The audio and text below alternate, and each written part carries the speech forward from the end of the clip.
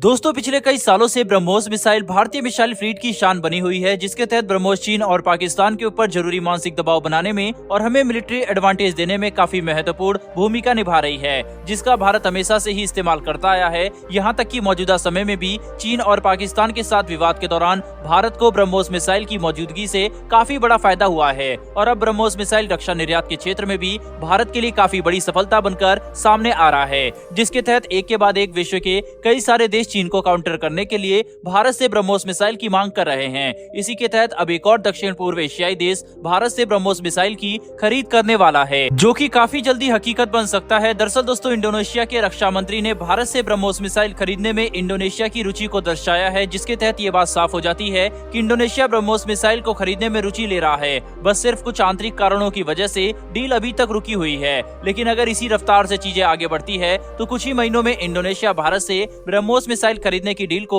Sign कर सकता है। अगर कुछ सोर्सेज की माने तो इंडोनेशिया भारत से ब्रह्मोस मिसाइल खरीदने की डील साल 2023 की शुरुआती या फिर मध्य तक कर सकता है, जिसके तहत इंडोनेशिया काफी अच्छी खासी संख्या में भारत से ब्रह्मोस मिसाइल खरीदेगा, क्योंकि इंडोनेशिया ब्रह्मोस मिसाइल चीन के खिलाफ अपनी स्थिति और सैन्य क्षमता को मजबूत करने के लिए खरीद रहा है। जिस तरह से लगातार चीन अपनी नौसेना की प्रेजेंस हिंद महासागर में बढ़ा रहा है और लगातार चीनी युद्धपोत इंडोनेशिया के समुद्री सीमा में काफी नजदीक होकर गुजरते हैं, इससे इंडोनेशिया में काफी थ्रेटेंड महसूस किया जा रहा है, क्योंकि आखिर कोई भी देश अपने तटों के इतने नजदीक दूसरे देशों की विध्वंसक और शक्तिशाली युद्धपोत को आने नहीं देना चाहेगा, खास करके तब जब युद्धपोत चीनी नौसेना के हैं, जिन पर बिल्कुल भी भरोसा नहीं किया जा सकता। भारत और इंडोनेशिया के द्विपक्षीय संबंध काफी मजबूत हैं। दोनों देशों के व्यापारिक और कूटनीतिक संबंध भी काफी अच्छे हैं। ऐसे में पिछले कुछ समय में ब्रह्मोस मिसाइल की निर्यात सफलता को देखकर इंडोनेशिया भारत के साथ अपने रक्षा संबंध को मजबूत कर रहा है, ताकि अगले कुछ ही महीनों में वह भारत से ब्रह्मोस मिसाइल की डील साइन कर सके। भारत भी इंडोनेशिया के साथ अपनी रक्षा साझेदारी को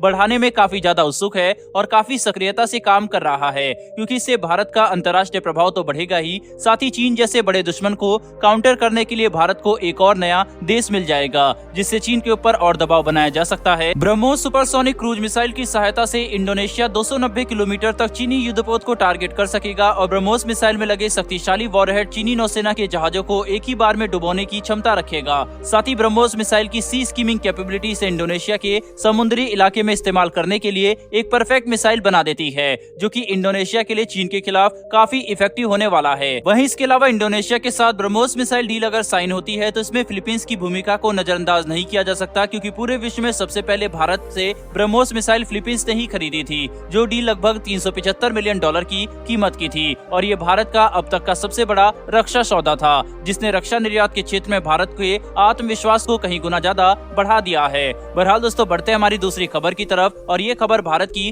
अर्थव्यवस्था से निकलकर सामने आ रही है। वहीं इससे इस बात का अंदाजा होता है कि धीरे धीरे भारत के अंदर मिडिल क्लास और इंडस्ट्री का विकास काफी तेजी से हो रहा है, जो कि हमारी अर्थव्यवस्था को आगे ले जाने में काफी महत्वपूर्ण भूमिका निभाएगा, जिसके तहत इस साल भारत के कुल टैक्स कलेक्शन में 31% की बढ़ोतरी देखी गई है, जो कि ऐतिहासिक है। इससे इस बात का अंदाजा होता है कि भारत के अंदर धीरे धीरे लोगों की इनकम बढ़ रही है और क्योंकि कॉर्पोरेट टैक्स भी ज्यादा आया है, इसीलिए इंडस्ट्री को भी ज्यादा प्रॉफिट हो रहा है, जो कि हमारी अर्थव्यवस्था के लिए काफी अच्छा है। आंकड़ों की बात करें तो इस साल अभी तक कुल 10,54,000 करोड़ का टैक्स सरकार को मिल चुका है, जो कि कुल बजट रिक्वायरमेंट का 61% है। ग्रोस टैक्स कलेक्शन में 31% की बढ़ोतरी होना भारत के लिए काफी अच्छे संकेत है। खास करके हमें यह बात भी ध्यान में रखनी होगी कि ये सब कुछ तब हो रहा है जब अंतर्राष्ट्रीय स्तर पर लगभग मंदी का माहौल है और यूक्रेन युद्ध की वजह से हर चीज की सप्लाई चेन पर काफी बुरा असर पड़ा है, जो कि भारतीय अर्थव्यवस्था की स्थिरता और मजबूती को भी साफ तौर पर दर्शाता है। वहीं से हमें इस बात का भी अंदाजा होता है कि क्यों अमेरिका ने कुछ समय पहले भारत को अपनी करेंसी मॉनिटरिंग लिस्ट से बाहर किया था, क्योंकि अमेरिका को भी इस बात का अंदाजा हो गया है कि भारतीय अर्थव्यवस्था कितनी स्टेबल हो चुकी है, जो कि अंतर्राष्ट्रीय स्तर पर भारत के अंदर निवेश को